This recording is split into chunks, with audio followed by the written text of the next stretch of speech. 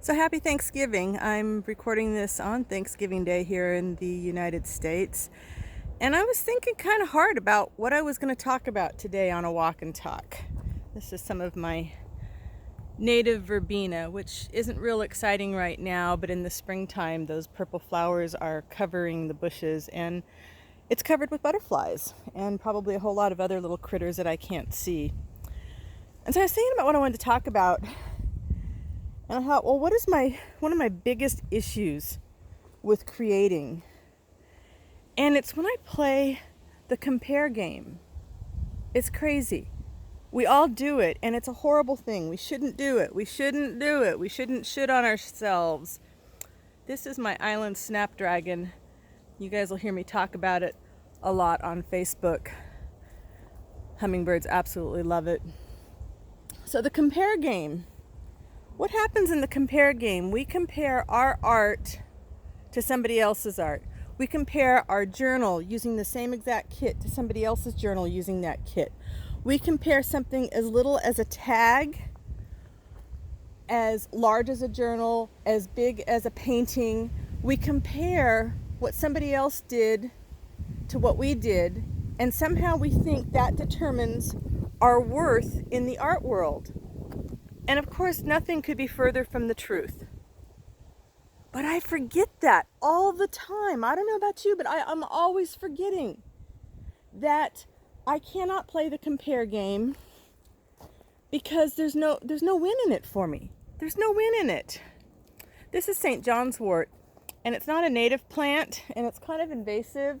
It's beautiful yellow flowers, and it is a medicinal plant, and it's useful, and I keep it around because it dyes really well, and so I like to use it in my eco prints and making natural dyes.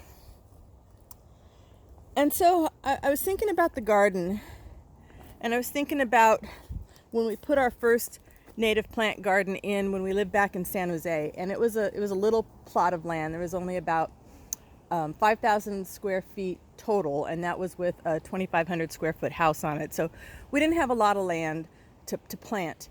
So we planted like crazy in the front yard and in the backyard. And we planted native plants. This is lavender.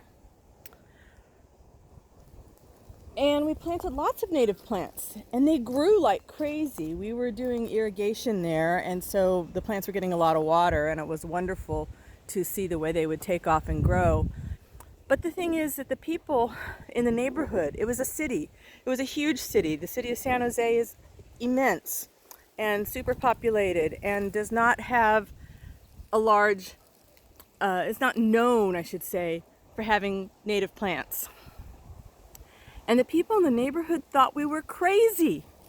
What in the world were we doing out here planting native plants in a place that was not known for native plants? You know, people expect to see manzanitas like this. This is a wonderful St. Helena manzanita. They expect to see these sorts of things when they go to the mountains. They don't expect to see them in a neighborhood yard. And it confused them. They didn't know why we were doing it. And I even had one neighbor come out and tell me, you know, if you want to live like this, why don't you go move to the mountains? And at that time, we would have loved nothing more than to move to the mountains, but we couldn't afford to do it. And when we went to sell that house, we thought having native plants in the yard was a huge selling point because they didn't take a lot of irrigation, we soon learned. And we didn't need to do a lot of weeding because the plants started to take care of themselves. And as a result of us planting native plants in a neighborhood that hadn't seen native plants in many, many years, birds and bees and butterflies were coming to the neighborhood, and suddenly those neighbors that were so hard on us about doing it, about putting in this garden that they didn't understand, they were thanking us. They were saying, thank you. I haven't seen this many birds in the yard in 25 years. Not since they cut down the orchards. I haven't seen this many butterflies. But when we went to sell the house, people thought we were crazy there too. We had people come to the open house and, you know, we thought, oh, native plants, this is a good selling point. And they said, good luck. good luck selling it like this. You need to tear it out and put in a lawn. Well, we tore out the lawn and put in the plants. So it's a compare game. People aren't used to seeing native plants in that environment, and yet we did something wonderful. This isn't native, this is a hybrid sage, and I keep it because it's so easy to grow and propagate, and the bees love it. And so in our art, we do that too, right? We compare. You know, my garden doesn't look like your garden. My journal doesn't look like your journal. Therefore, it must be wrong. There must be something wrong with me. I must not be good enough because it doesn't look like somebody else's. Well, hallelujah that it doesn't look like somebody else's. I don't want my art to look like somebody else's. Sometimes I think I do. Sometimes I freak myself out because I'm so worried about perception that the audience is going to give me. Or what they're going to think about me. The perception I have of what the audience is going to think when they see my work. Well, to hell with them. I'm sorry. I'm not creating art for you first. I am eventually. But I'm creating art for me, and I need to not play the compare game. I need to create what I need to create and not hold it up to somebody else's art and say, oh, it's different, therefore it's not good enough. My native garden here is completely different from gardens around the neighborhood. Even though we live in the mountains, there are some people that do have some traditional gardens. There's a lady around the corner that's got, I don't know, probably 100 varieties of roses, and there's only one native wild rose, and she doesn't have that in the garden. But she loves her garden, and that's great.